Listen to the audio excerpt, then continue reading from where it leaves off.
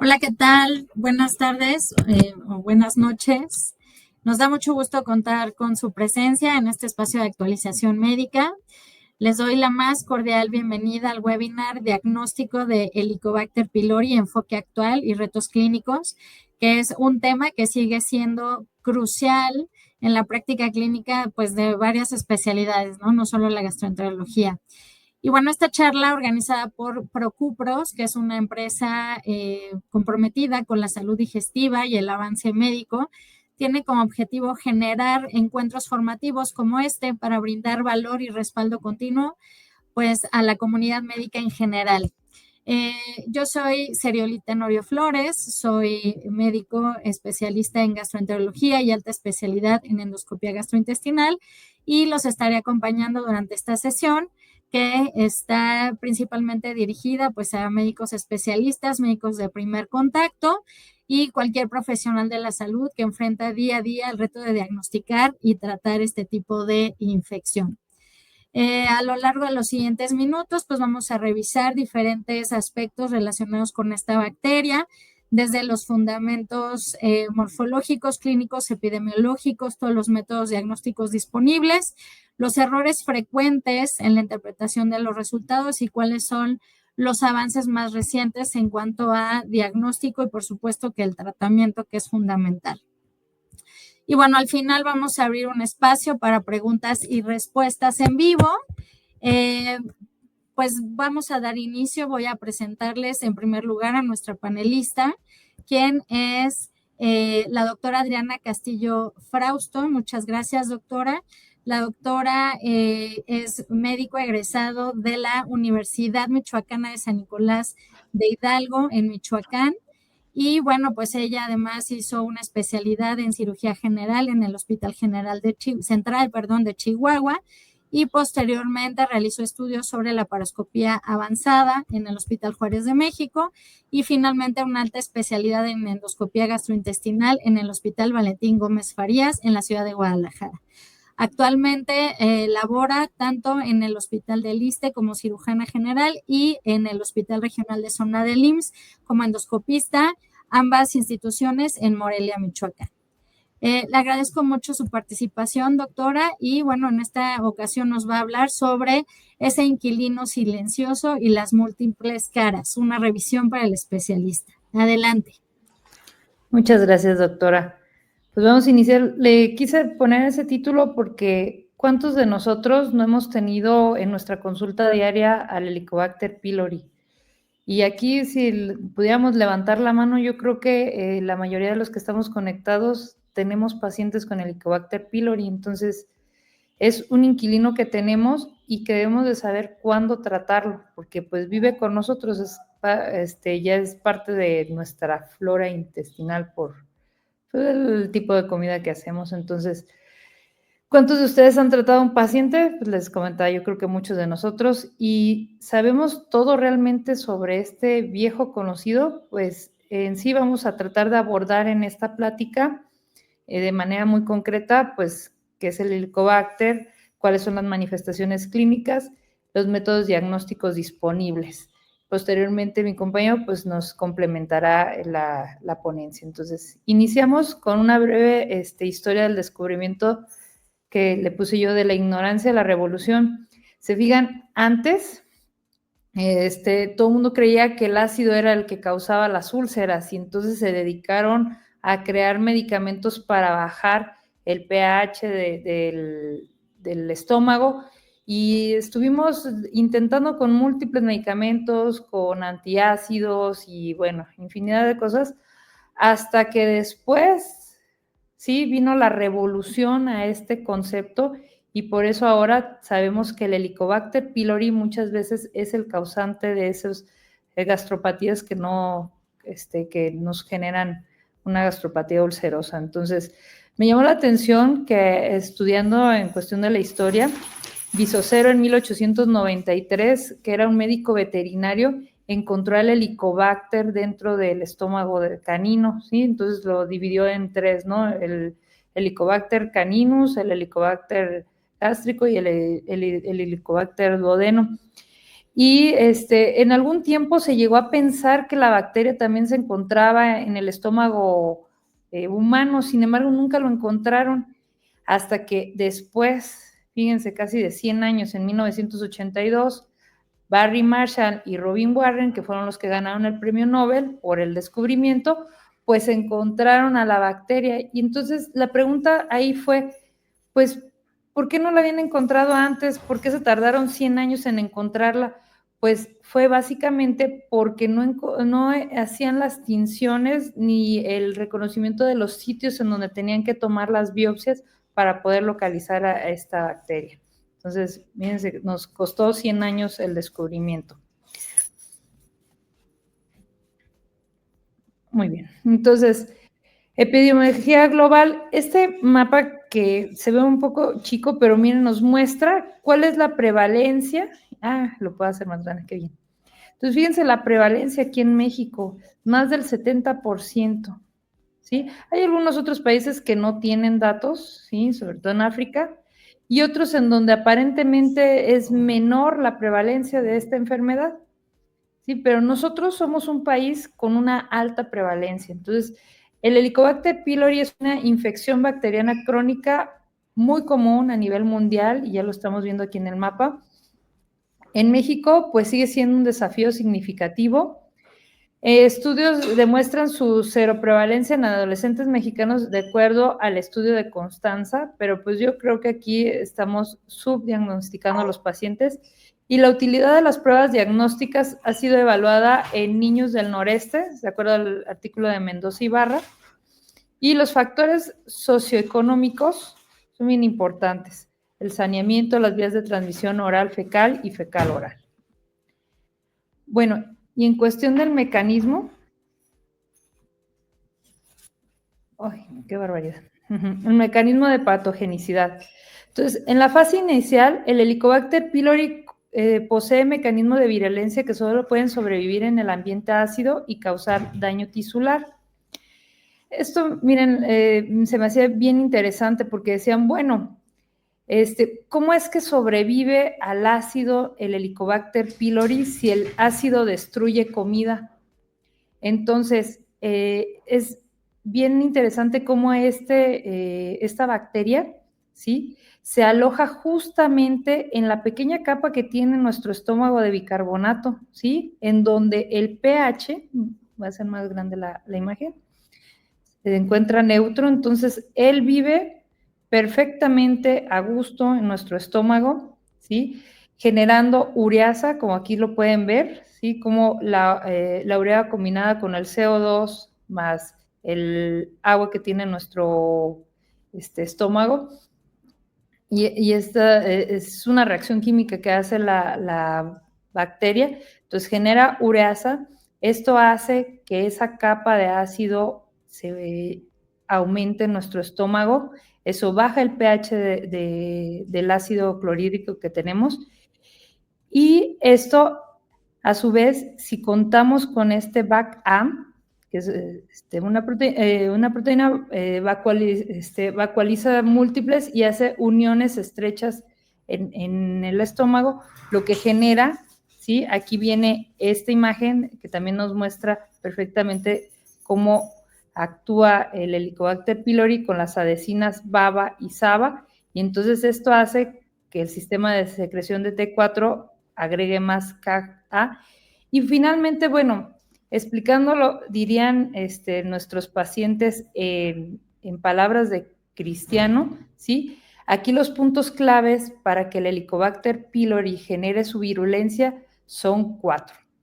Lo que les comentaba, la ureasa, que es lo que le permite a esta bacteria sobrevivir al ácido del estómago. Segundo, las adhesinas, que permiten la colonización y el anclaje al epitelio gástrico. Tercero, factores de virulencia, que es el CAG-A y la BAC-A, que son relevantes en la respuesta inflamatoria y sobre todo lo que propicia al riesgo de cáncer, y lo que es la variabilidad genética y la resistencia antibiótica, que bueno, nosotros los mexicanos hicimos aquí resistente a esta bacteria, por eso actualmente tenemos ya esquemas, luego ya el esquema habitual no nos hace nada con el Helicobacter pylori, y ya después vamos a ver que se tienen que hacer algunas otras situaciones como cultivar a la bacteria y poner antibiograma para saber cuál antibiótico es específico para esto. Y hablando acerca de los factores de virulencia, déjenme pasar aquí a esta diapositiva de acá. ¿Sí? Entonces, es importante resaltar que el CAC-A, que es un gen asociado a la citosina, se inyecta en las células epiteliales y interfiere en las vías de señalización, lo que se asocia a mayor inflamación, y la inflamación a largo plazo, como lo habíamos comentado, de manera crónica, esto nos va a llevar a una situación que le llamamos nosotros premaligna, porque se empieza a atrofiar la mucosa gástrica, y esto es a su vez riesgo para cáncer gástrico. Ahora, hablando de la BAC-A, que es una citosina vacuolizadora tipo A, induce la vacuolización celular y la apoptosis, lo cual contribuye al daño tisular, y por eso en etapas más o menos tempranas pues vemos ese patrón así medio empedrado de la mucosa gástrica, y también pues esto propicia a que la inflamación perdure más tiempo, que sea crónica, y bueno, como ya lo hemos estado comentando, pues la bacteria se genera su medio ambiente para poder vivir por más tiempo, ¿sí? Entonces ella ya tiene esos 4 factores que los repito: la ureasa para, ahora sí, esa enzima que nos va a neutralizar el ácido del estómago, las adhesinas con las cuales se va a colonizar, las 2 proteínas de patogenia, que es el BAC-A y el CAC-A, y las adhesinas con las cuales también se va a adherir a nuestra mucosa. Ahora, bueno, el cuadro clínico, el mayor porcentaje son asintomáticos, ¿sí? Muchos de los infectados no desarrollan síntomas, ahí vive el Helicobacter pylori y no causa ningún malestar. Cuando nos llega a nosotros un paciente a la consulta, pues podemos sospechar que tiene Helicobacter pylori si presenta dispepsia. Estos son datos de indigestión, que el paciente come, le cae mal, se distiende, dolor, ¿sí? Tipo epigastralgia y náusea. Cuando un paciente presenta manifestaciones graves o alarmantes, ¿sí? Esos pacientes que les comentaba que anteriormente pensamos que el ácido era el causante de una úlcera, pues ahora sabemos que el Helicobacter pylori es causante de úlceras, y entonces el paciente puede llegar ya con una hemorragia digestiva como hematemesis o melena, o signos de cáncer gástrico cuando el cuadro clínico ya está avanzado. Y manifestaciones extragástricas como anemia ferropénica, también púrpuras trombocitopénicas idiopáticas, y estos los encontramos en algunos pacientes que les tomamos muestra para el Helicobacter pylori. Entonces, en resumen, si un paciente presenta dolor abdominal, eructos, náusea, datos de colon irritable, hinchazón y distensión, mal aliento, anemia o hipocloridria, podemos pensar que tienen Helicobacter pylori. Ahora, las consecuencias a largo plazo. Entonces, puede haber dispepsia y úlceras pépticas, gastritis crónica atrófica y metaplasia intestinal, que, como les digo, esa respuesta inflamatoria que genera la ureasa, las adhesinas y los factores de virulencia del Helicobacter pylori, la respuesta inflamatoria crónica, pues nos va a generar una gastritis crónica que a su vez, ¿sí? Si se sigue evolucionando, pues entonces nos va a causar metaplasia intestinal, y esto a su vez puede darnos un adenocarcinoma gástrico. Y como lo sabemos, bueno, de acuerdo a este artículo de Romero y Gallo, ellos decían que si nosotros erradicamos el Helicobacter pylori tenía un efecto en la carcinogénesis gástrica, o sea, de estos pacientes, digamos que ya disminuía su efecto carcinogénico. Entonces, la erradicación masiva del Helicobacter pylori se puede considerar como para prevenir el cáncer gástrico. Y el linfoma de mal gástrico también se ha detectado que la erradicación del Helicobacter pylori es el tratamiento de primera línea para este tipo de linfoma. Ahora bien, ¿quiénes son esos sujetos en riesgo? ¿A quienes he investigado que necesitan que tomemos alguna prueba específica para detectar el Helicobacter pylori? Bueno, de acuerdo al Consenso Mexicano y a las guías de la ACG, dicen que cualquier paciente que presente dispepsia, sobre todo que sea joven y que no tenga datos de alarma, iniciamos con la búsqueda del Helicobacter pylori. Úlcera péptica activa o historia previa de úlcera péptica también es un dato para buscar y hacer un test para identificar el Helicobacter pylori. Linfoma mal gástrico, pues les digo, es el tratamiento de primera elección, entonces estos pacientes también se tienen que buscar el Helicobacter pylori. Historia familiar de cáncer gástrico de primer grado, anemia ferropénica inexplicada, púrpura trombocitopénica y idiopática, pacientes con atrofia gástrica metaplásica y el previo inicio de la terapia crónica con AINES o aspirinas, para que no pensemos que cualquier tipo de sangrado tubo digestivo alto es causado por la aspirina. Entonces, pues los factores de riesgo en estos pacientes son aquellos de nivel socioeconómico bajo, en hacinamiento o con exposición intrafamiliar, de acuerdo a las guías. Entonces, ¿qué pasa en México? ¿Cómo detectamos el Helicobacter pylori? Esta imagen está muy padre porque se ve ahí la úlcera y, bueno, aquí la tapé con una lupita de investigador, pero aquí se ve el Helicobacter pylori dentro de un estómago. Entonces, de acuerdo al American College of Gastroenterology, ha desarrollado la guía práctica clínica para informar el manejo basado en evidencia de pacientes con infección del Helicobacter pylori, y la selección del método diagnóstico también depende de la situación del paciente, qué disponibilidad tenemos, qué costo. También a veces tenemos que valorar costos, y aquellos médicos como yo que trabajamos en institución, a veces depende de la disponibilidad de recursos que tengamos. A veces es tan increíble que tengamos que hacer estudios, por ejemplo, mejor hacer estudios invasivos que no invasivos, porque pues lo que contamos es el recurso invasivo, por ejemplo, o a veces optamos por el método menos sensible y menos específico porque es con lo que contamos en la institución. Entonces, bueno, pues aquí vamos a hablar acerca de cuáles son los más específicos y sensibles. Entonces, dividimos las pruebas en dos: pruebas invasivas y pruebas no invasivas. Dentro de las pruebas invasivas tenemos ahora sí, de primera instancia, la endoscopía con biopsia. Entonces, estos pacientes que tienen datos de alarma y o que tienen edad avanzada, o que necesitamos descartar malignidad, o que ya presentaron un dato de alarma como sangrado, o que ya sabemos que tienen un linfoma mal, entonces entramos, miramos directamente el problema. Y entonces, estas imágenes que les pongo aquí, pues son bien características, ¿no? Entonces, aquí está un estómago normal, si se fijan cómo se ve rosa, nacarado, brillante, el píloro bien bonito y todo lisita la mucosa. Y en esta parte, como vemos, ¿sí? El patrón folicular que es característico del Helicobacter pylori, pero no patognomónico. Entonces, ¿qué es lo que nos va a decir si el paciente tiene o no un Helicobacter pylori? El estudio histopatológico. Entonces, visualizamos directamente la mucosa, podemos ver si tiene una gastropatía erosiva, si tiene una gastropatía edematosa, y entonces tomamos biopsias.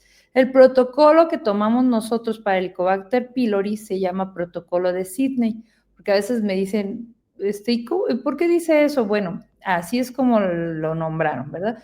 ¿Qué significa el protocolo de Sidney? Significa, ¿sí?, una serie de biopsias que tomamos ordenadamente. ¿De dónde vamos a tomar las biopsias? Tomamos 2 de antro, 1 de la incisura angularis y 2 de cuerpo del estómago. Existe también otra que se llama Sidney modificada, que tomamos además otras 2 biopsias del fondo gástrico. Ahora bien, si el paciente ya le dimos tratamiento habitual, ¿qué se recomienda hacer? Un cultivo, ¿sí? O sea, además de tomar las biopsias, esas mismas las vamos a mandar cultivar.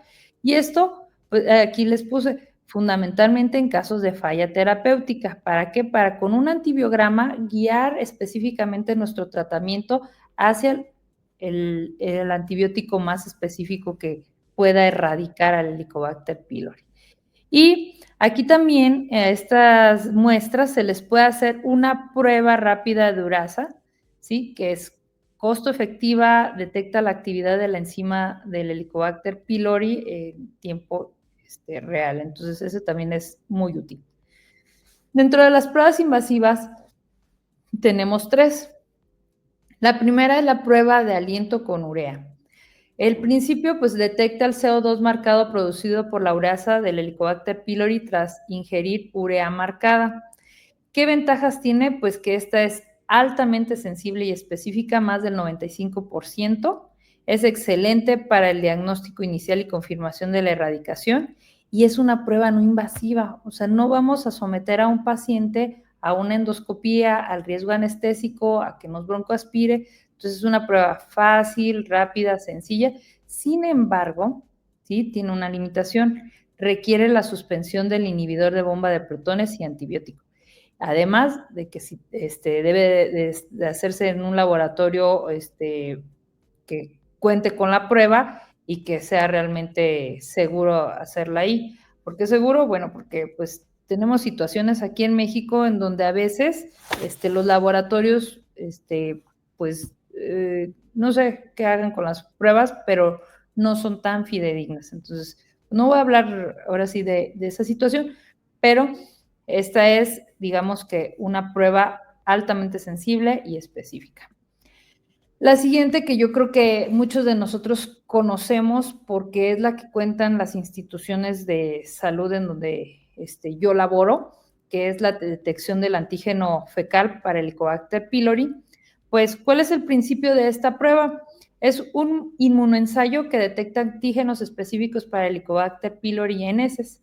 Su ventaja es que tiene una alta sensibilidad y especificidad. Y la comparan semejante a la prueba de urasa. Es muy útil en niños porque pues en realidad pescar la popó no nos va a generar mucho problema, a diferencia de estarle ahí pidiendo al chiquillo que sople y que luego están llorando y así. Es un buen método de diagnóstico y sobre todo para la erradicación. Y lo que les decía, es menos dependiente de una infraestructura. Sin embargo, también esta tiene la desventaja que requiere la suspensión del inhibidor de bomba de protones y de antibióticos. Y esta prueba que es excelente, que es la serología de detección de anticuerpos IgG, ¿por qué les digo excelente? Porque se me hace una prueba que es muy amigable, que la pueden tener ustedes en su consultorio, que no es tan costosa, que tiene muy buena sensibilidad y especificidad. No es la más específica, pero está a buen escala. El bajo costo, que es ampliamente disponible, no tienen que andar llevando su muestra de popó por toda de su casa al laboratorio. En realidad, en el consultorio ahí se puede hacer la prueba. La única limitación que tiene esta prueba es que no distingue entre la infección activa y pasada, ¿sí? O sea, nada más dice hay infección. Entonces, su principal utilidad es en poblaciones con alta prevalencia, donde otras pruebas pueden ser costosas, inaccesibles o que las podemos hacer para screening. Y les comentaba, esta prueba pues también la podríamos utilizar cuando hacemos nuestra endoscopía, pues ahí sumergimos la pieza. Entonces, esta tabla de comparación de los métodos de diagnóstico, ¿sí? En donde vienen las pruebas, como les había comentado, la histología, pues obviamente 90-95%, especificidad hasta el 98%. Esta la utilizamos en el diagnóstico inicial y pues lo malo, o sea, las consideraciones es que requiere de hacer una endoscopía, que es algo invasivo, que necesitamos una sedación y que permite esta pues nos va a permitir ver cómo está la mucosa, si tiene atrofia, tiene metaplasia, si tiene el patrón folicular, qué tanta gastropatía tiene nuestro paciente, porque puede ser que nada más encontremos muy localizado en antro, en cuerpo, en fondo. El cultivo, su sensibilidad es variable, sin embargo, su especificidad es alta. Esta, como les dije, su única indicación es cuando hay falla terapéutica o hay sospecha de resistencia. Y pues tiene la dificultad técnica de que pues hay que saber tratar el tejido para que pueda ser bien procesado por microbiología. Lo que es la prueba de Urasa, si se fijan, ya habíamos comentado, tiene 95% de especificidad, igual que la fecal, y la serología 90%. Entonces, ya esto reitera lo mismo. Entonces, ¿qué consideraciones cruciales tenemos en nuestras pruebas? Es la suspensión del inhibidor de bomba de protones 1 o 2 semanas antes de la prueba invasiva y no invasiva, a excepción de la serología. La suspensión de los antibióticos igual y de los compuestos de bismuto por 4 semanas antes de ambas pruebas, ya sea invasiva y no invasiva, excepto la serología. Y el incumplimiento de esto pues nos puede llevar a falsos negativos. Entonces también pues decirle al paciente que si va a hacerse esta prueba para saber si ya erradicamos el Helicobacter pylori, pues que hay que hacer las cosas bien, ¿sí? Que hay que suspender el inhibidor de bomba de protones y tomarnos el estudio que le hayamos mandado pedir. En este algoritmo, ¿sí? Traté de simplificar lo que hacemos nosotros en la toma de decisiones basado de acuerdo al consenso mexicano y a las guías clínicas. Entonces, pacientes con datos de alarma o edad mayor de 50 a 60 años, pues este paciente realizará endoscopía con toma de biopsia o la prueba de Urasa y descartar malignidad. Si nosotros esta prueba nos falla, ¿sí? Una falla terapéutica, pues vamos a necesitar hacer un antibiograma con cultivo. En pacientes con dispepsia sin síntomas de alarma o en aquellos pacientes que necesitamos confirmar la erradicación, pues podemos optar por las 3 pruebas que habíamos comentado antes, que son no invasivas. Si esto no nos funciona o hubo falla en la terapéutica, pues ahora sí mandamos al paciente a endoscopía con cultivo. Y mensajes para llevar a casa. Pues el Helicobacter pylori es nuestro inquilino, ¿sí? Es un patógeno relevante que causa un espectro amplio de enfermedades, ya lo habíamos dicho, desde desde asintomáticas, desde dispepsias, epigastralgias, náuseas, hasta situaciones graves como es el adenocarcinoma gástrico, el linfoma tipo MAL. Entonces, es este inquilino que debemos de pensar en él y debemos de tratarlo. Entonces, la erradicación, que ahorita nos va a comentar en el siguiente ponente, pues es una estrategia efectiva para prevenir la progresión de la enfermedad a una gastritis atrófica y al cáncer gástrico. Y lo más importante, el método diagnóstico de elección, ¿sí? Debe de ser individualizado y preciso, guiado en la presentación clínica y en la necesidad que tengamos de la información histopatológica o de la resistencia. Muchas gracias.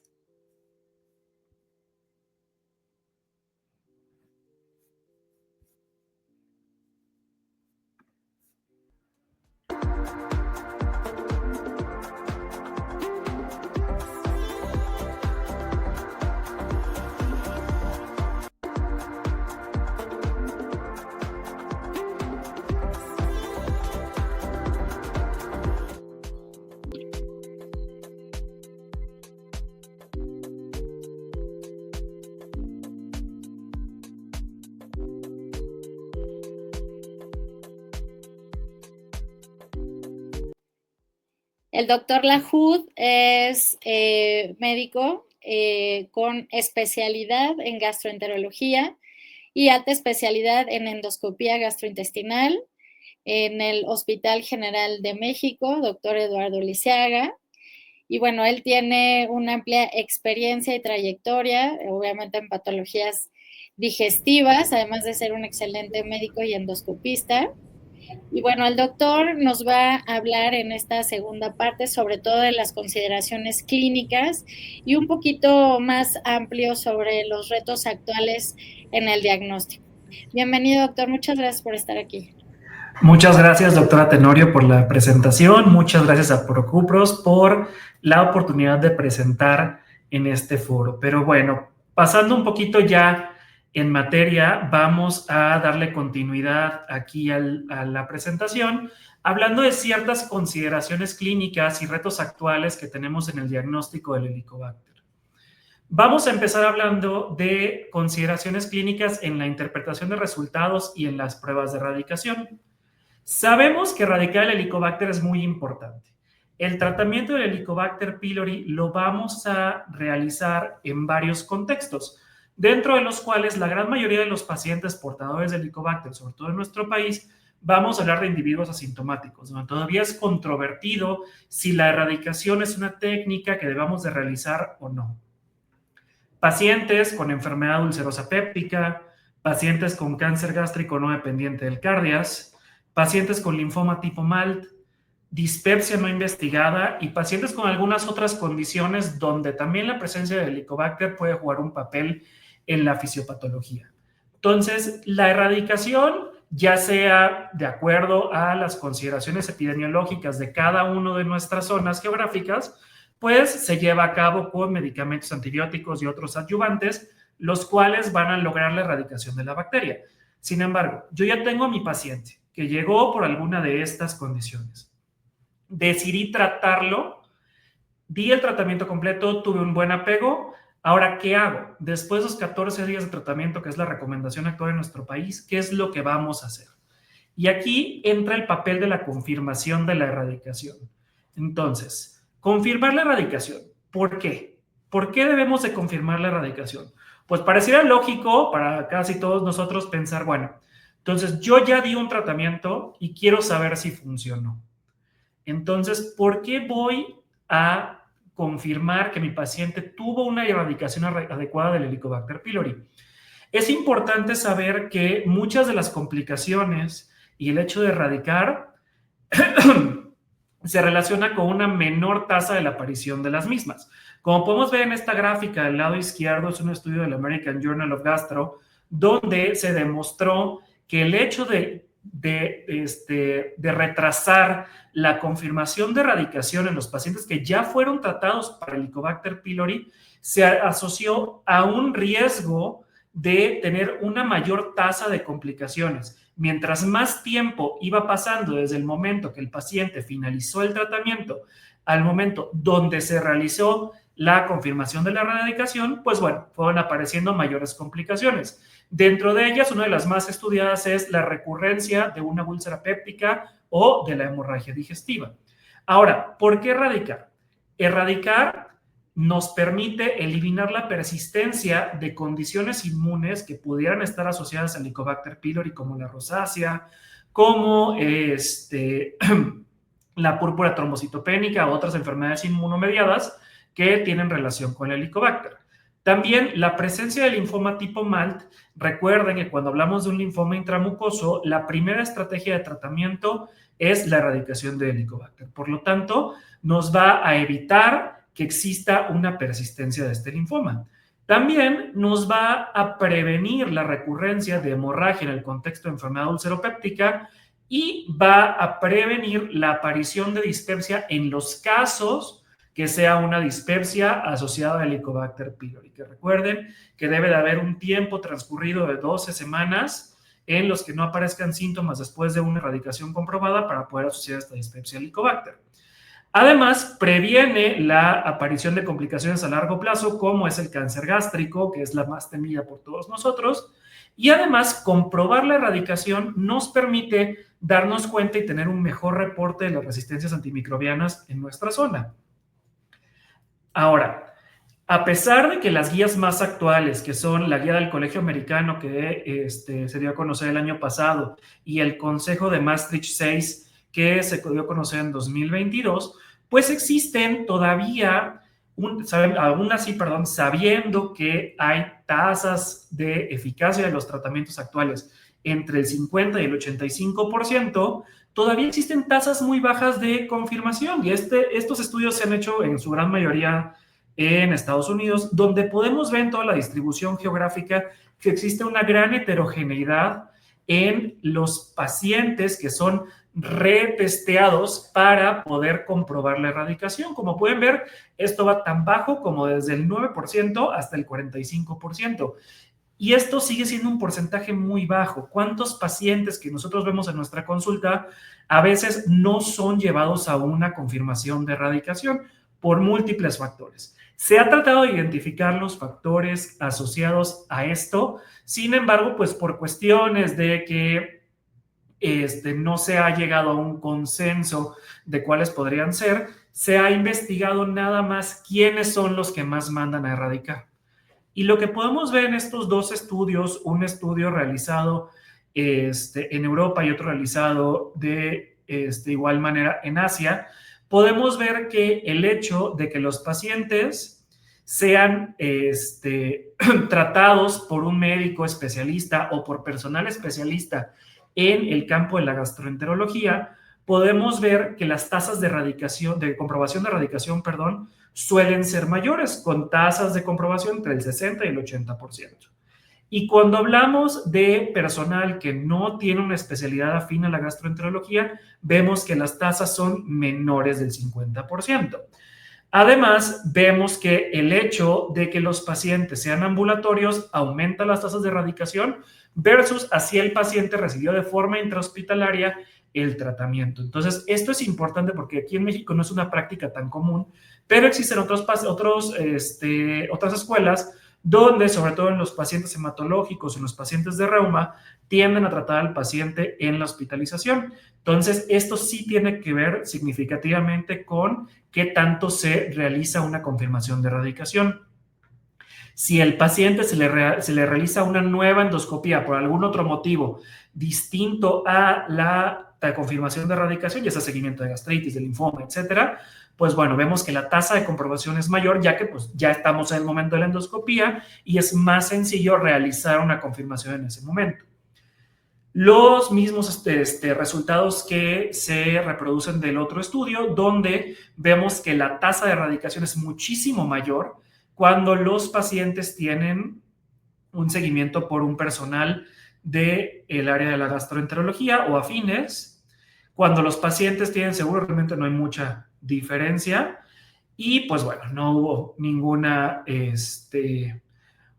otro factor de los analizados donde se viera que fuera significativo. Entonces, ya vimos que confirmar la erradicación es sumamente importante, ya que previene complicaciones y es una práctica que hacemos poco. Entonces, ¿qué prueba tengo que usar? Y esto es importante ahorita que estamos hablando del diagnóstico. ¿Qué prueba utilizar para nosotros comprobar la erradicación? Y esto va a depender de mucho, de la disponibilidad, de las posibilidades de nuestro paciente y de la preferencia que tenga el paciente. Entonces, las guías actuales recomiendan el uso de pruebas no invasivas para la corroboración de la identificación, donde la prueba de aliento está considerada como el estándar debido a la sensibilidad y especificidad. ¿Okay? Estas pruebas, las no invasivas, son el estándar recomendado, ya que tienen una mayor aceptación del paciente, tienen un mayor costo-beneficio y la practicidad de realizarlas es mayor. Y bueno, cuando hablamos de comprobar erradicación en pruebas invasivas, la recomendación habitual es que se utilice la prueba rápida de ureasa para poder determinar la erradicación, ya que se ha visto que en una reprueba o un retest existe una mayor sensibilidad y especificidad que en la histología. Entonces, estas pruebas invasivas las vamos a preferir donde vamos a requerir una endoscopía próxima de seguimiento. O sea, ¿qué quiere decir? Cuando un paciente lo estamos siguiendo por metaplasia intestinal, lo estamos siguiendo por la erradicación del linfoma o por seguimiento de alguna lesión. En estos pacientes, pues sí, preferimos por practicidad y por cuestiones de costos, pues sí, realizar la prueba invasiva para comprobar la erradicación. Y pues bueno, cuando necesitamos realizar pruebas de susceptibilidad como los cultivos, tenemos que hacer forzosamente una prueba invasiva para comprobar la erradicación. Por ende, en estos contextos es importante considerar las invasivas como primera recomendación. Y ahora, las pruebas serológicas no son recomendadas para la comprobación de erradicación, ya que tienen una tasa muy alta de falsos positivos que nos va a llevar a que nuestra comprobación pues no sea fidedigna. Y es importante, como bien decía la doctora, tenemos que suspender todo medicamento relacionado a esto, a los inhibidores de bomba de protones, a los inhibidores competitivos del potasio, las sales de bismuto y los antibióticos previo a la realización de estas pruebas. La recomendación actual es que lo suspendamos desde 2 semanas antes de que se realice la prueba de erradicación. Ahora, ahondando un poquito más en esto, ¿qué tanto influencian los medicamentos los resultados de estas pruebas de erradicación o de las pruebas en general? Los inhibidores de bomba de protones y por ende los PCABs, que son medicamentos que incrementan el pH intragástrico, lo que hacen es este cambio, lo cual va a hacer que haya una menor carga bacteriana en la superficie del estómago. El Helicobacter se va a poner mucho más profundo en la cripta, lo cual disminuye esta carga y hace que la producción de la urea sea bastante menor, lo cual disminuye significativamente el rendimiento diagnóstico de nuestras pruebas entre 30 y 40%. Ahora, existen pacientes, y eso es cuestiones de la vida real de todos los días, donde digo, pues a ver, yo necesito continuar el IVP o el PCAB para el tratamiento de la sintomatología del paciente, sobre todo cuando hablamos de enfermedad por úlcera péptica o cuando hablamos de dispepsia, el continuar estos medicamentos o el suspender, estos medicamentos se vuelve un reto. Entonces, existen, evidencia controvertida donde nos hablan que los bloqueadores de H2, si bien a corto plazo no van a tener un efecto de taquifilaxia y pueden ser una buena opción para poder controlar los síntomas del paciente cuando tenemos que suspender el IVP. ¿Por qué? Una vez suspendido el IVP o el PCAB, el tiempo para la recuperación del pH gástrico es de 2 semanas. Por lo tanto, este es el tiempo que debe de transcurrir para yo poder realizar una prueba de erradicación.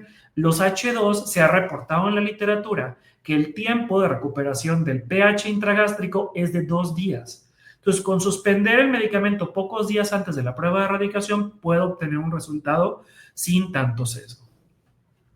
Ahora, los medicamentos antiácidos, hablando de ¿cómo se llama? Los gelecitos, ¿no?, que utilizamos en el día a día, pues no parecen tener un efecto en la detección porque el cambio que se realiza en el pH intragástrico es transitorio y no tiene un efecto sobre la población de Helicobacter pylori. Sin embargo, existen muy pocos estudios que hagan alusión al uso de antiácidos. En el uso de bismuto y antibióticos, recuerden que el bismuto tiene cierto efecto antiséptico y, pues bueno, los antibióticos, el efecto antibiótico, valga la redundancia, directo, pues van a eliminar la presencia de la bacteria en la superficie o ya hasta dentro de la cripta, lo cual hace que la carga bacteriana sea muchísimo menor, no solo en la superficie, sino también dentro de la cripta, lo cual puede disminuir el rendimiento de todas las pruebas hasta en 55%. Cuando hablamos de antibióticos, no solo nos referimos a los antibióticos utilizados en la erradicación, nos referimos a todos los antibióticos en general, ya que estos también disminuyen o hacen que el Helicobacter se esconda. Entonces, pues bueno, sí tenemos que tener esta consideración. La literatura en adultos nos habla que tienen que ser 2 semanas igual previo a la erradicación. Ahora, otros factores que tenemos que tomar en cuenta para la comprobación de erradicación o para realizar las pruebas es la presencia de hemorragia digestiva, ya que la presencia de sangre disminuye el rendimiento diagnóstico de las pruebas de la misma manera que los IVPs y los PCABs. El sobrecrecimiento bacteriano del intestino delgado, sobre todo con bacterias productoras de urea, pudiera llegar a incrementar la tasa de falsos positivos, sobre todo en las pruebas rápidas, tanto de ureasa en aliento como la prueba endoscópica. La presencia de atrofia gástrica de igual manera nos puede sesgar o disminuir el rendimiento diagnóstico, ya que no va a haber una adecuada expresión de los bacilos en la superficie. Sobre todo cuando hay atrofia tenemos que tener cuidado que en la histología, cuando reporten Helicobacter negativo, ser muy juiciosos y considerar repetir la prueba, ya que esto puede hablarse de un falso negativo. Y pues bueno, una mala técnica en el manejo de las pruebas, y esto es muy importante. Mala técnica en la prueba de aliento, que sucede sobre todo en niños. Mala técnica en la prueba de heces, donde el tiempo de recolección y la temperatura de la recolección del espécimen tiene mucho que ver. No se debe de utilizar un espécimen que fue recolectado durante más de 24 horas a temperatura ambiente o más de 72 horas en refrigeración. Entonces, son muchos los factores, como pueden ver, que influencian los resultados. Ahora, vamos a hablar de algo que tiene que ver. ¿Cómo manejo estos falsos positivos y falsos negativos? Y aquí les voy a poner un ejemplo que me sucedió hace 2 semanas. Esta fue una paciente joven, 24 años, que llegó conmigo a la consulta por dispepsia no estudiada, multitratada con tratamiento empírico en varias ocasiones, varios regímenes, sin buena respuesta. Entonces, por la falta de respuesta, se decidió hacer una endoscopía donde encontramos esta apariencia macroscópica del estómago. Como pueden ver, pues es una apariencia nodular de la mucosa que es muy sugestiva de la presencia de Helicobacter. Tenemos hiperemia difusa en el antro, tenemos atrofia, y bueno, sí había ciertos hallazgos como pliegues gástricos engrosados, y aquí, de acuerdo al score de Kyoto, le dimos un score de 6. Se decidió hacer una prueba rápida de ureasa para la detección de Helicobacter. Como pueden ver, fue positiva. Y pues bueno, decidimos esperar, aquí se olvidó poner, no les pude poner las fotos, pero en el fondo teníamos ciertas áreas de sospecha de metaplasia intestinal. Decidimos esperar para las biopsias, la verdad es que las tuvimos muy rápidas. ¿Y qué encontramos aquí? Como pueden ver o pueden leer, no se encontró Helicobacter en la histología. Entonces, ¿qué estoy viendo? Estoy viendo un falso negativo de mi biopsia, estoy viendo un falso positivo de mi prueba de urea. Entonces aquí tenemos varios factores que tomar en consideración. El Kyoto es muy favorable para que el paciente tenga Helicobacter pylori, pero tenemos zonas de atrofia y pues vaya, tenemos una discrepancia entre dos pruebas. Entonces, ¿qué hacer en estos casos? Donde decimos, bueno, pues ¿qué tanto beneficio va a tener el paciente de tratarse o no tratarse? Ya que estamos hablando de un paciente con dispepsia. Recuerden que la dispepsia, el número necesario a tratar es de 17 para obtener una mejoría sintomática en el contexto de dispepsia y Helicobacter pylori. Entonces, tenemos que la tasa de falsos positivos en todas las pruebas en general es del 1 al 3%. Es raro tener un falso positivo. ¿Y a qué se puede deber? A otras bacterias productoras de urea, como Klebsiella, como Campylobacter, las cuales de forma muy rara tienden a estar dentro del estómago, pero pueden estar como parte de la flora oral, o en pacientes que tienen acloridia, sobre todo en pacientes con atrofia muy marcada, puede llegar a haber una falta de la conversión hacia los metabolitos que son detectados en las pruebas, por lo tanto puede dar un falso positivo. Entonces, hablando de falsos negativos, la presencia de medicamentos, o sea, cuando el paciente no suspendió los medicamentos, cuando el paciente tiene atrofia muy marcada, cuando hay distribución bacteriana irregular, o sea, ¿qué quiere decir? Esto es muy difícil de saberlo. Sabemos que primordialmente se encuentra en el antro y en el cuerpo, pero bueno, puede ser que en ese momento la distribución bacteriana no haya sido la ideal, sobre todo en los casos de hemorragia digestiva. Entonces, perdón un tatito.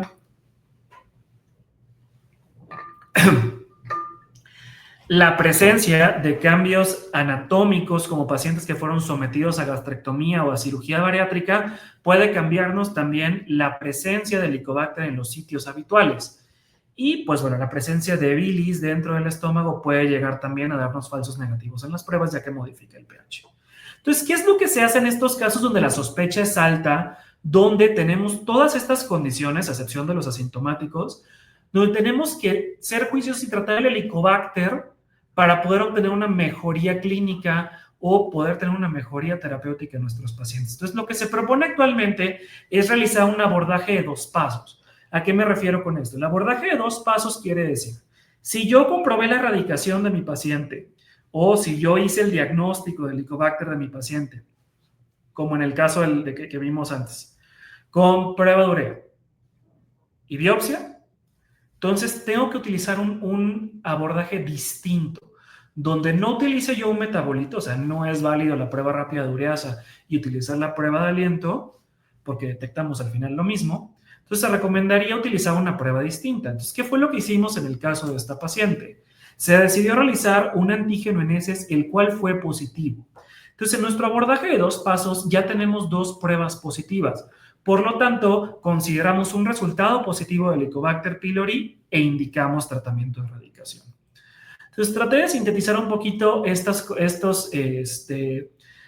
contextos clínicos, tanto de la comprobación de erradicación, la influencia de los medicamentos y los falsos negativos y positivos, que son situaciones que nos encontramos en el día a día en la práctica clínica que tienen alusión hacia el diagnóstico. Ahora, ¿cuáles han sido los avances y retos actuales en el diagnóstico de Helicobacter? Aquí nos vamos a centrar rápidamente en nuevas tecnologías, en los pacientes pediátricos y en la detección de cepas resistentes. Entonces, existe mucho avance en nuevas tecnologías diagnósticas, tanto invasivas como no invasivas. Estas se han centrado en resultados de patología donde involucra la endoscopía o las pruebas rápidas utilizadas en biopsia que se enfocan en los precursores o en los metabolitos, amplificaciones de ácidos nucleicos o sensores de mayor sensibilidad para la presencia del DNA de la bacteria y técnicas de amplificación o detección de proteínas específicas. Entonces, estas técnicas de proteómica, metabolómica y genómica realmente han sido el boom últimamente en el desarrollo de Helicobacter pylori. Vamos a ir hablando un poquito acerca de cada una de ellas. Y no podemos olvidar la inteligencia artificial, que creo que es lo que tenemos más a nuestro alcance y ahorita vamos a platicar más a fondo de esto.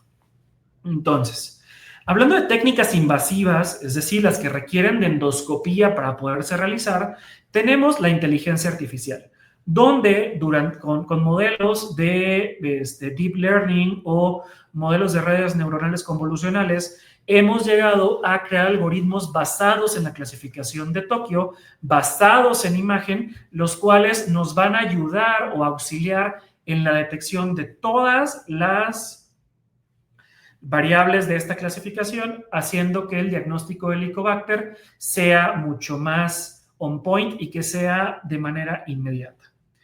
En la histopatología hemos tenido avances tanto en tinciones de inmunohistoquímica, en hibridación in situ o en técnicas de inmunofluorescencia aunadas a la histoquímica, las cuales, pues bueno, requieren de un análisis microbiológico, de visión directa, requieren de una tecnología especializada, un microscopio especializado donde podamos nosotros realizar estas pruebas, lo cual los vuelve lentos porque el hecho de realizar la inmunohistoquímica o la hibridación requiere de 3 a 5 días para que por lo menos la tinción seque y de ahí su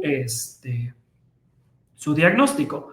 Por lo tanto, es una prueba un tanto impráctica, ya que la sensibilidad es muy similar a la del resto de las pruebas. La especificidad sí es mucho más alta, pero la sensibilidad es muy similar. Entonces, estas pruebas también se están ahorita corriendo estudios donde se está hablando acerca del uso de la inteligencia artificial también para la detección de estos patrones a la vista del microscopio que pudieran ayudar a incrementar la sensibilidad. Y cuando hablamos de pruebas metabólicas, estamos hablando de pruebas similares a la detección de ureasa, donde ha habido dos digamos, pruebas que se aunan a la ureasa, o sea, se hace ureasa más alguno, que es la gamma-glutamil transpeptidasa, sí, exactamente esa misma que medimos en sangre. Se ha visto que el Helicobacter transforma la glutamina en glutamato y en amonio. Entonces, lo que se hace en estos casos es que la gamma-glutamil se mide de la misma forma que se mide la ureasa y, pues bueno, nos da una prueba con sensibilidades similares. Entonces, al utilizar pruebas combinadas tanto de ureasa más pH o ureasa más glutamato, pues podemos incrementar la sensibilidad de nuestra prueba cercano al 100% con especificidades entre el 92 y el 97%. Entonces, lo que tenemos más a la mano y más próximo a estar con nosotros es la inteligencia artificial. Entonces, ahondaremos un poquito más en esto.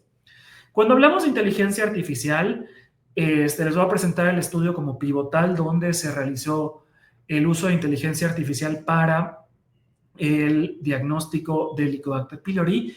Y aquí en un hospital en China, pues bueno, se utilizó un software de inteligencia artificial tanto con redes neurales convolucionales como canales de excitación espaciales concurrentes, en los cuales se le brindó pues un gran banco de imágenes donde se le enseñó a la inteligencia artificial a realizar esta clasificación de Kioto, y comparado contra histología y cultivo, se utilizaron las imágenes que fueron positivas y se complementó. Entonces, la inteligencia artificial aprendió a hacer la clasificación de Kioto utilizando las imágenes que fueron muy concurrentes con el cultivo y la histología. Entonces, se utilizaron varios modelos de clasificación y se evaluaron múltiples modelos de sensibilidad, especificidad y, pues bueno, valores predictivos, donde se encontraron que sobre todo el cuerpo y el antro fueron los sitios donde las imágenes tuvieron una mayor correlación,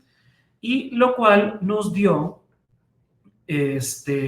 dentro de la concurrencia espacial, que fue el método que más concordancia tuvo con la histología y con el cultivo, pues hay cifras de sensibilidad mucho más altas que la clasificación de Kioto, que tiene una sensibilidad del 70%, y con una especificidad pues vaya, bastante aceptable, y buenos valores predictivos tanto negativos como positivos, encontrando buenas áreas bajo la curva. Entonces, vemos que la inteligencia artificial, pues bueno, así como nos ha servido para la detección de adenomas, también nos va a ayudar para la detección del Helicobacter pylori. Y esto lo podemos comprobar en este metaanálisis que se publicó el año pasado, donde nosotros podemos observar, vamos a centrarnos por cuestiones de tiempo aquí de este lado, que realmente la aplicabilidad y los riesgos de sesgo, pues bueno, hubo bajo riesgo de sesgo y una buena aplicabilidad en todos los estudios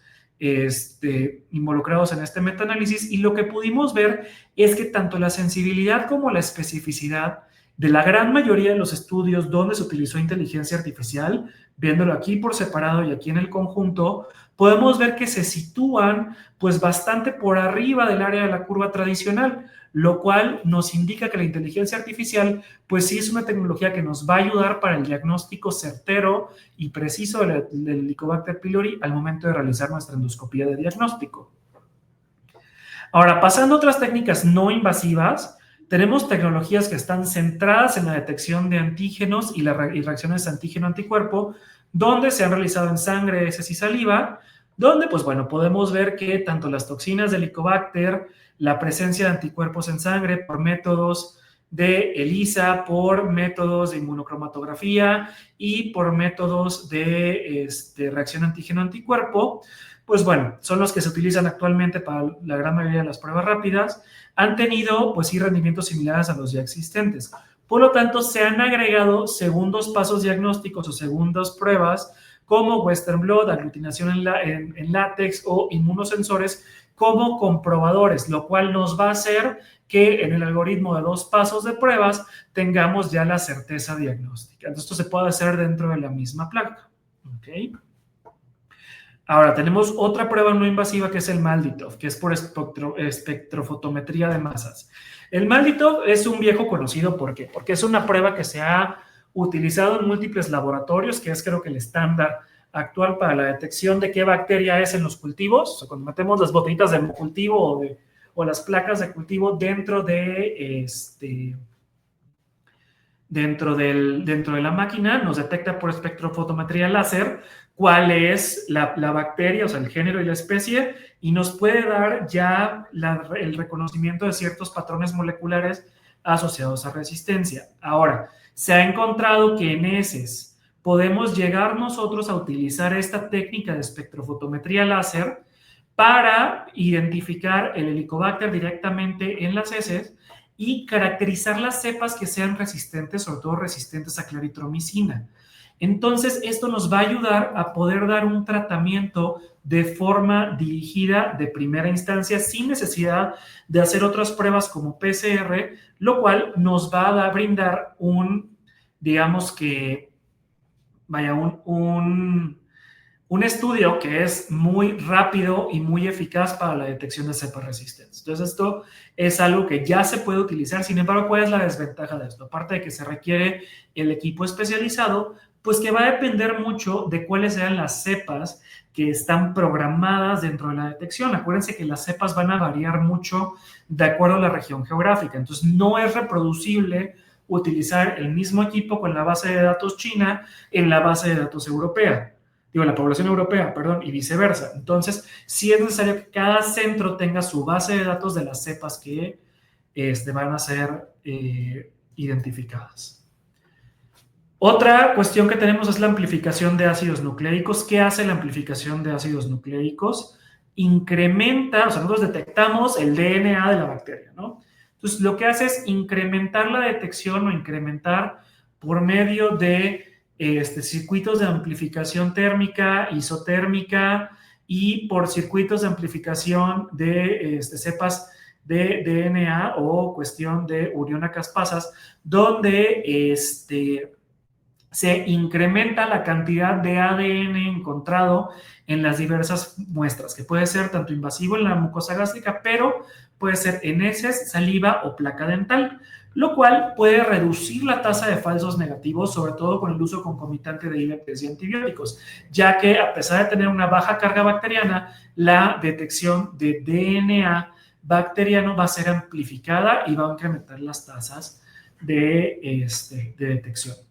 Y la detección de señales de DNA, ya sea por sensores de ácidos nucleicos o por placas de prueba en sitio, o sea, como las famosas placas rápidas que todos conocemos de las pruebas, que son reacción antígeno-anticuerpo, pues bueno, sabemos que el reconocimiento de señales de DNA se puede incrementar mediante técnicas eléctricas con sensores de ácidos nucleicos y pues bueno, se ha incrementado la tecnología, ya no solo con la reacción antígeno-anticuerpo, sino también con chips microfluídicos, los cuales detectan de manera más sensible el DNA. Entonces, todas estas técnicas que tienen unas tecnologías, pues vaya, un poco complejas de entender, han tenido rendimientos similares a las técnicas actuales. Entonces, habrá que esperar cuál va a ser el avance en la tecnología para saber hacia dónde nos va a llevar.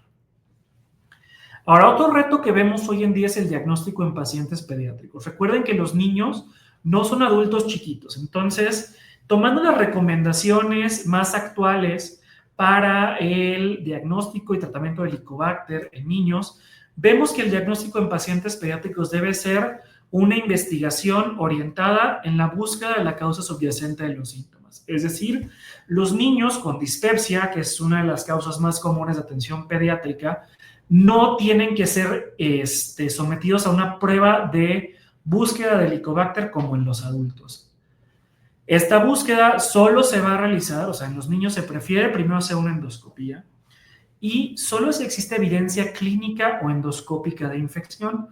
¿Cuáles van a ser estas evidencias clínicas o endoscópicas? Presencia de enfermedad acidopéptica, ya sean erosiones o hallazgos sugerentes de gastropatías asociadas al Helicobacter o úlcera péptica. Y en los pacientes que se encuentran en abordaje por anemia por deficiencia de hierro. ¿Okay? Estos van a ser candidatos a que se realice una prueba invasiva, entonces mediante toma de biopsia. El uso de métodos no invasivos en niños solo se va a reservar para pacientes con antecedentes familiares directos de adenocarcinoma gástrico, que puede ser pruebas de aliento en niños más grandes o antígenos en niños más pequeños. Esto se toma el raciocinio de que durante más tiempo expuestos al carcinógeno, que es el Helicobacter, pues menor es el riesgo de desarrollar cáncer gástrico a la larga. Pero eso solo se ha visto que funciona en pacientes con antecedentes familiares directos. Ahora, el diagnóstico por endoscopía en niños se hace de forma distinta. Se toman por lo menos 6 biopsias gástricas de diferentes sitios, fondo, cuerpo y antro, y siempre debemos de incluir una biopsia de antro. Las biopsias en niños son un poquito más aleatorias que en los adultos. En niños igual se recomienda suspender IVP, bismuto y antibióticos, pero 4 semanas previas a realizar cualquier prueba. Por lo tanto, hay que tener esto muy en mente cuando lo hagamos. ¿Por qué? Porque las 2 semanas no son suficientes, se recomiendan 4 semanas previas. Y la comprobación de erradicación en niños se debe realizar 6 a 8 semanas después de haber dado la terapia de erradicación. Entonces es un tiempo mucho más prolongado que en el de los adultos, que se puede realizar desde las 2 semanas después de haber terminado nuestra terapia de erradicación. Y se debe realizar esta comprobación siempre por un algoritmo de 2 pasos, es decir, con 2 pruebas diagnósticas. Aquí no nos dan mucha información de cuál utilizar, pero bueno, aquí va a depender mucho de la edad del niño y el contexto clínico. Y cuando hablamos del último reto diagnóstico es la detección de cepas resistentes. Hoy en día existen recomendaciones que dictan en la práctica clínica que, pues bueno, son recientes, pero realmente no se ha llegado a consenso en muchas cosas. Entonces, la resistencia antimicrobiana, como bien lo sabemos, es la principal causa de infecciones refractarias o de una erradicación no satisfactoria. Por lo tanto, siempre debemos de buscarla, de acuerdo a las recomendaciones actuales, después de un segundo régimen fallido para la erradicación del Helicobacter pylori. Para la identificación de cepas resistentes hay 2 cosas que se recomiendan actualmente, que son PCR, que identifique genes de resistencia antimicrobiana, como los que se ponen aquí en la diapositiva, o realizar un cultivo con antibiograma. Sin embargo, el cultivo es poco práctico y tardado, porque aquí en México la disponibilidad de realizar un cultivo para Helicobacter es muy limitada y es muy caro. Entonces, la PCR es un método donde podemos realizar la prueba en pacientes que tienen todavía una infección activa. ¿Y cuál es la ventaja de la PCR? Que podemos nosotros utilizar la misma muestra o el mismo espécimen que se utilizó para la prueba de ureasa. Entonces, hacer un algoritmo poniendo una prueba de ureasa, la cual es positiva, pues ya mando yo esa muestra a que se le haga PCR para buscar estos genes de susceptibilidad o de resistencia antimicrobiana y poderle brindar a mi paciente un tratamiento personalizado. Entonces, tenemos que cambiar ciertos paradigmas. El dogma actual es que cuando llega un paciente a nosotros con infección por Helicobacter, damos un tratamiento empírico donde buscamos con las pruebas de comprobación de erradicación falla primaria o secundaria.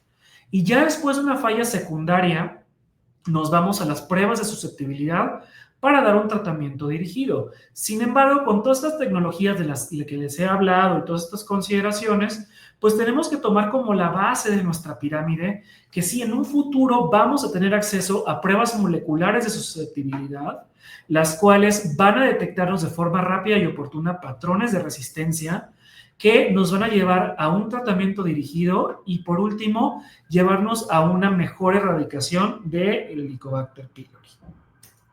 Entonces, como conclusión, debemos de realizar la comprobación de erradicación de manera universal para evitar complicaciones a largo plazo. Ante la sospecha de falsos negativos, centrarnos en esos algoritmos de 2 pasos para evitar infecciones que no sean detectadas. El uso de nuevas tecnologías nos va a auxiliar en el diagnóstico. No solicitar pruebas de manera empírica en pacientes pediátricos. Y por último, la búsqueda de resistencia antimicrobiana después de 2 regímenes de tratamiento es de utilidad en la práctica clínica.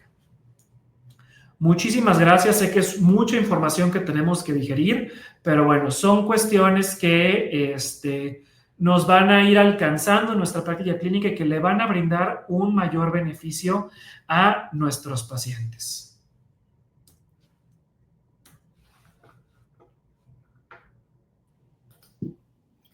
Muchas gracias, doctor Lahoud. Muy extensa su presentación en cuanto a conocimiento. Ahorita vamos a pasar a la sección de preguntas y respuestas.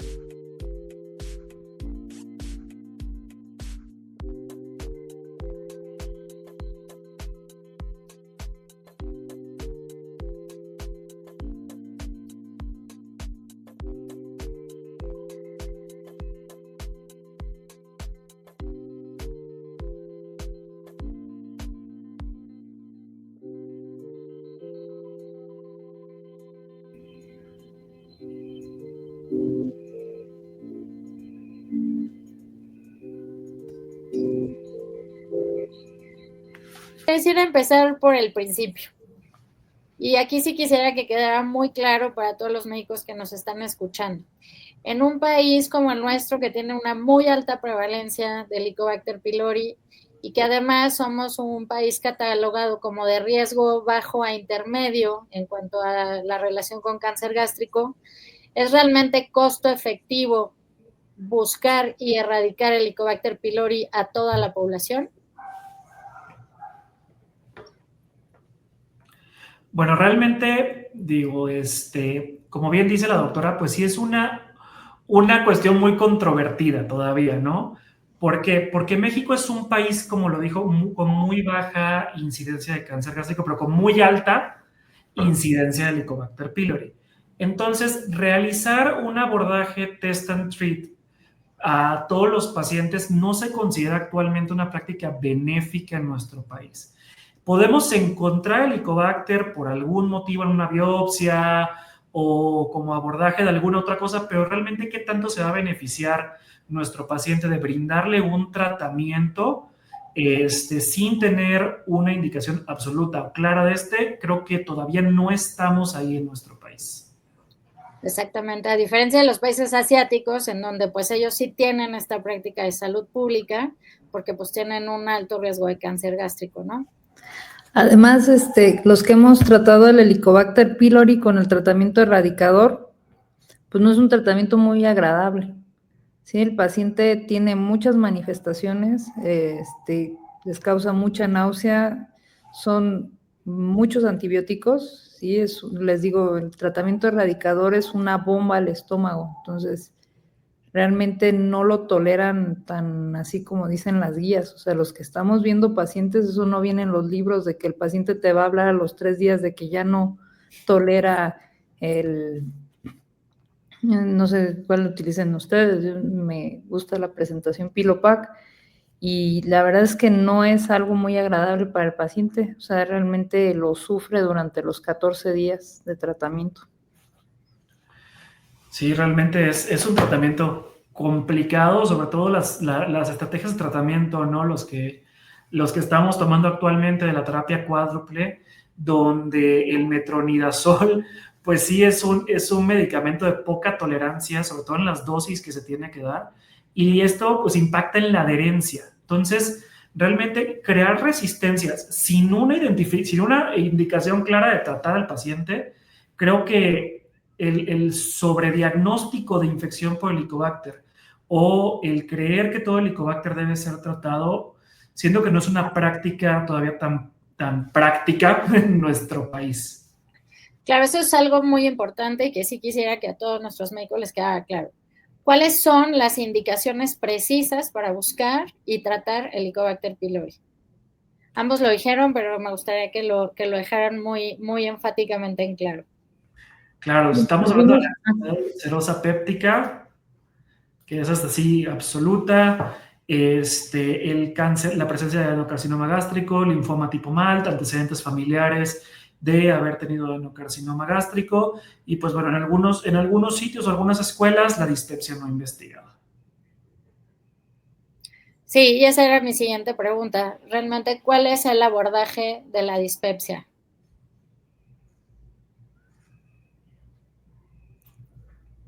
¿Quién nos va a contestar? Es que no van de la mano, sí, o sea, depende de la dispepsia del paciente. Hace algún tiempo fuimos a una plática con el doctor Remestroche, manejaba 3 tipos de dispepsia, ¿no? Por los síntomas. Entonces, no van de la mano con el Helicobacter pylori, entonces, dependiendo de qué tipo de dispepsia tenga el paciente, sería yo creo que el abordaje. Claro, un paciente con dispepsia, pues no siempre vamos a pensar de primera instancia en Helicobacter pylori, ¿no? Entonces, siempre debemos abordar al paciente de acuerdo a, pues bueno, las recomendaciones actuales, donde realizar un abordaje test and treat para Helicobacter no está recomendado de manera empírica en los pacientes, ¿no? O sea, lo que está recomendado es identifico el tipo de dispepsia, el subtipo de dispepsia y trato de forma empírica. A menos de que existieran datos de alarma, ahí sí ya me voy a dedicar a investigar más al paciente. Pero el tratamiento empírico es lo que debemos nosotros de tener como un abordaje inicial y reservar las pruebas para el paciente que lo requiere. O sea, el paciente que cumplió cualquiera de estas características que ya platicamos de indicación de erradicación, o pacientes que no han respondido a tratamiento y que realmente se va a beneficiar de una búsqueda, ¿no? En ese paciente joven que llega a la consulta sin haber recibido algún tratamiento, que no ha tomado de manera adecuada el IVP, pues bueno, no se va a beneficiar de que yo le busque el Helicobacter, pero aquí en México seguro va a salir positivo. Claro. Pues el número necesario de tratar en dispepsia para el Helicobacter es de 17. Entonces, de cada 17 que yo trato, pues uno me va a responder. Entonces, yo creo que sí es algo a tomar con mucha tela de juicio. Sobre la ganancia terapéutica tan baja, ¿no? Aparte. Exacto. Además, en cuestión de la dispepsia, que ese sería otro buen tópico para abordar, lo que hay que tomar es el síntoma pivote. Sí, o sea, los pacientes con dispepsia a veces son como una malteada, ¿no? Traen de todo, los berries, almendras, nueces, o sea, tienen distensión, disconfort, todo. Entonces hay que ver cuál es el síntoma pivote de la dispepsia. Claro, y pues retomando la cuestión del Helicobacter, pues tenemos así como que ciertos, ahorita que le llaman de moda red flags, ¿no? Como decía el doctor Lahoud, si el paciente tiene una dispepsia, es un paciente joven y ya ha tenido tratamiento empírico, entonces, como algún maestro me lo dijo, si un paciente no va bien, va mal, o sea, no va irregular, o sea, va mal, entonces hay que buscarle algo más. Sí, claro, desde luego. Y sí, valdría mucho la pena, como bien dice, hacer a lo mejor un webinar específico sobre dispepsia y sobre todo tener en cuenta que los trastornos de la interacción cerebro-intestino suelen sobreponerse, así que tenemos que ser muy cuidadosos al momento de interrogar al paciente para no dejar de lado un diagnóstico o dar un diagnóstico incorrecto. Pero bueno, ahora ya tenemos el escenario clínico en el que el paciente requiere que busquemos el Helicobacter. El doctor Lahoud nos hablaba mucho sobre cuáles son las pruebas para verificar que el paciente fue erradicado, pero vayámonos antes. ¿Cómo elijo yo la prueba para hacer mi primer diagnóstico de Helicobacter pylori? Es que eso, como lo comenté, depende de la disponibilidad. Yo trabajo en institución, entonces en mi institución, por ejemplo, en el ISSSTE, lo único que hay es el antígeno fecal para el Helicobacter pylori, buena sensibilidad, buena especificidad. Lo comentó el doctor Lahoud, de hecho, también, en un consultorio privado, pues la prueba de aliento, porque pues es el gol, ¿no? En el IMSS no tengo antígeno fecal, entonces, ¿a dónde va el pobre paciente? Pues endoscopia con toma de biopsia. O sea, es la disponibilidad.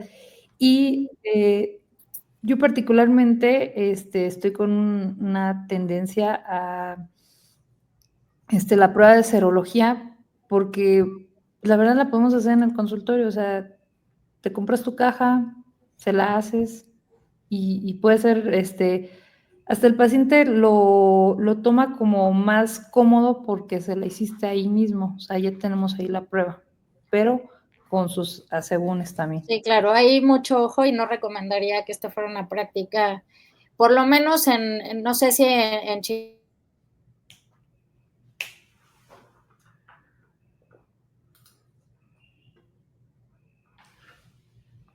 Se trabó, ¿verdad? Un método diagnóstico más apropiado. ¿Usted qué opina, doctor Lahoud?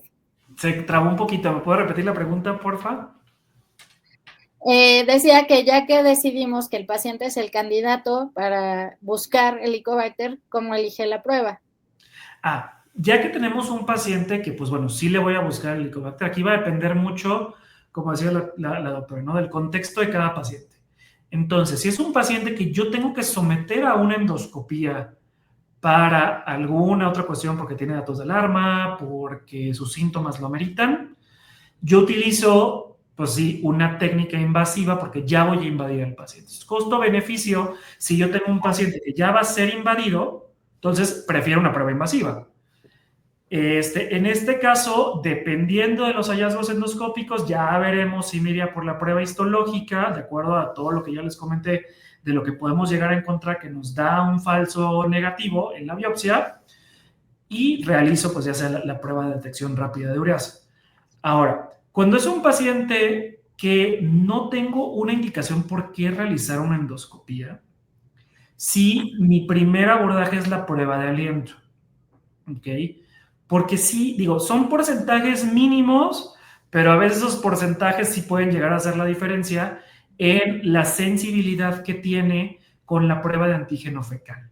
Entonces, si tú me dijeras cuál es mi abordaje en la práctica clínica, es primero la prueba de aliento, ya que luego la recolección de la muestra de heces es complicada y hay muchas cosas suceden en el traslado y manejo de las muestras, que es una de las causas de falsos negativos.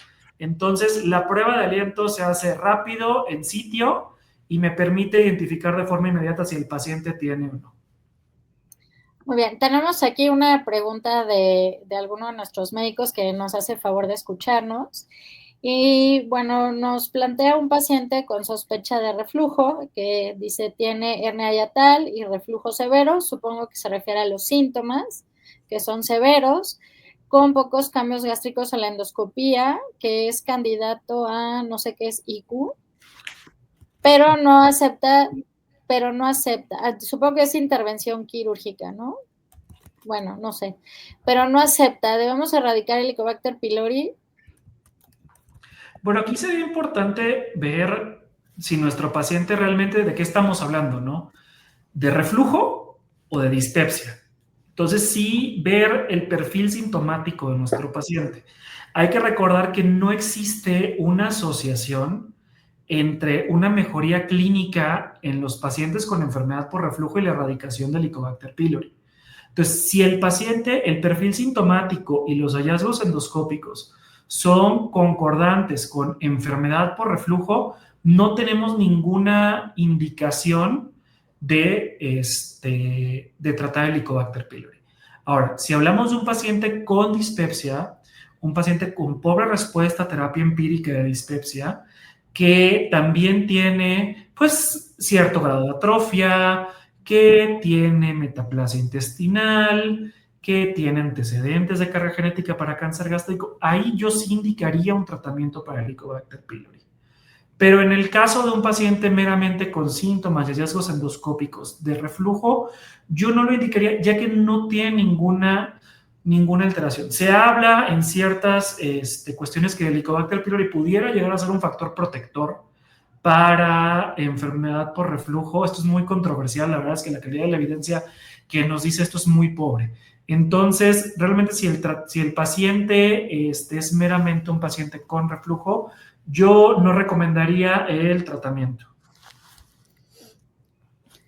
En cuestión quirúrgica, yo creo que sí tiene alguna implicación, no en esta cirugía, sino ahora que está muy en boga, la manga gástrica. Sí, ahí sí hacemos detección de Helicobacter pylori y pues ahí no, si no tiene su endoscopía con Helicobacter pylori, no está indicada la erradicación. ¿Sí? Aunque seamos un país con alta prevalencia, no está indicado.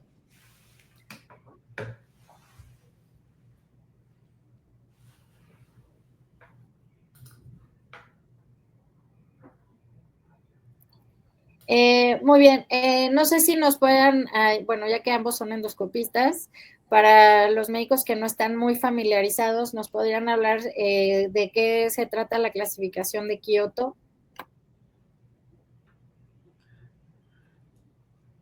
Bueno, la clasificación de Kioto es una escala, bueno, una clasificación donde en la endoscopía diagnóstica vamos a evaluar múltiples factores de la mucosa que nos van a traducir o a predecir el riesgo de tener infección por Helicobacter pylori. ¿Okay? Dentro de los factores que nosotros evaluamos en la endoscopía, pues bueno, viene la presencia de atrofia de la mucosa, la cual la basamos en la clasificación de Kimura-Takemoto, que es otra clasificación que nos habla de dónde hay esas zonas sugerentes de atrofia de la mucosa gástrica, la presencia o no de metaplasia intestinal el engrosamiento de los pliegues gástricos, la nodularidad de la mucosa y, pues bueno, si existe o no la presencia de hiperemia difusa, ¿ok? Entonces, de acuerdo a esto, se les da un puntaje entre 0, 1 y 2 en algunos ítems, en otros 0 y 1, y un puntaje mayor o igual a 2 nos traduce riesgo de tener infección por Helicobacter pylori, y un puntaje mayor a 4 nos traduce riesgo de cáncer gástrico. Muchas gracias. Y bueno, para finalizar, les pediría a cada uno si nos pueden dar alguna conclusión o alguna recomendación para los médicos para su práctica cotidiana. Doctora. Sí, pues como lo puse ahí, puntos claves para llevar a casa es que pues el Helicobacter pylori desde su descubrimiento, porque ya existía, a la fecha pues ya sabemos que es un factor de riesgo para úlcera gástrica, que necesitamos evaluar bien en qué pacientes vamos a hacer el diagnóstico y las pruebas de detección para Helicobacter pylori. Y me encantó la tabla que dio el doctor Lahoud, en la cual, como hemos visto a lo largo de la historia, ¿no? Los cambios de paradigmas, como la pirámide ahora ya está invertida. Lo que vamos a buscar va a ser la erradicación, la comprobación de la erradicación, y si eso no funciona, no estar ahí experimentando con el paciente y dándole bombas de antibióticos, sino más bien dicho, utilizar un método específico para detectar cuál es el tratamiento indicado al paciente, ¿sí? Y estos nuevos métodos por inteligencia artificial, pues es ahora sí que a lo que nos está dirigiendo la tecnología y pues el cambio que estamos viviendo actualmente con esta tecnología. Y la vida, porque las resistencias bacterianas cada vez están peores, así que más vale elegir el antibiótico muy cuidadosamente. Doctor Lahoud. Bueno, pues yo sí les diría, así como lo dijo la doctora Castillo, pues estamos hablando de un acompañante silencioso de todos nosotros, ¿no? Entonces, sí es importante protocolizar bien a nuestros pacientes, detectar la infección de manera oportuna en los pacientes que se van a beneficiar de un tratamiento. Creo que es algo muy importante, ya que el sobretratamiento de Helicobacter nos puede llevar a mayores tasas de resistencias. Y si hacemos una prueba o si damos algún tratamiento es porque queremos saber si funcionó o no. Entonces, siempre realizar esta comprobación de erradicación, y creo que se nos limita a veces por cuestión de recursos, por cuestiones logísticas, el realizar esta comprobación de erradicación. No es el paciente porque ya se sintió bien, no lo realiza. Entonces, sí hacer mucho énfasis en que esto puede cambiar a largo plazo la aparición de complicaciones y valernos de todas estas nuevas herramientas tecnológicas que cada vez estamos teniendo más a la mano, cada vez se vuelven parte de nuestra realidad en la práctica clínica, para poder brindarle un tratamiento mucho más personalizado, mucho más a la medida, y que nos vaya a dar realmente un desenlace clínico favorable, porque no tiene caso estar dando 2, 3, 6 tratamientos para el Helicobacter y de ahí, bueno, pues voy a ver cuál fue ahora sí que la cepa que tengo y ver si ahora sí ya jala, ¿no? Entonces, realmente sí valernos de la tecnología para personalizar el cuidado y la medicina de nuestros pacientes y poderlos llevar a tener un desenlace clínico favorable y mejorar su calidad de vida. Muchas gracias. Y yo agregaría que no satanicemos a Helicobacter. Tener Helicobacter no es igual a tener cáncer, pero sí hay que buscar factores de riesgo y el paciente adecuado para darle tratamiento. Muchísimas gracias a ambos y a todos los médicos que nos hicieron el favor de acompañarnos. Espero que toda la información que nos dieron nuestros médicos este día sea de utilidad para su práctica clínica cotidiana. Muchas gracias y muy amables. Los esperamos en el siguiente webinar. Gracias. Bonita Gracias. noche. Hasta luego. Que tengan buena noche.